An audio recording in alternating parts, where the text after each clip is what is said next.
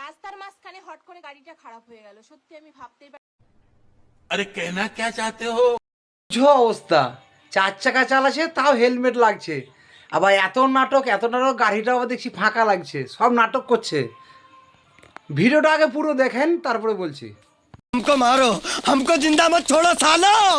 हम कोई मंदिर का घंटा है कि कोई भी आके बजा जाता है। ये रेलवे की हड़ताल कब खत्म होगी? এটা খারাপ হয়ে যাবে, কত দূর না এখনো পর্যন্ত আমাদেরকে যেতে হবে। আর এইদিকে দেখো, মানে আমি এত চেষ্টা করছি যে গাড়িটা যদিও একটু ঠিক করতে পারি কিনা। দেখলেন আপনারা ভিডিওটা? আসলে কি জানেন তো, কুড়োলকে মুরল বললে গুল্লে চেড়ে হাঁটে, এদের অবস্থা তাই হয়ে গেছে।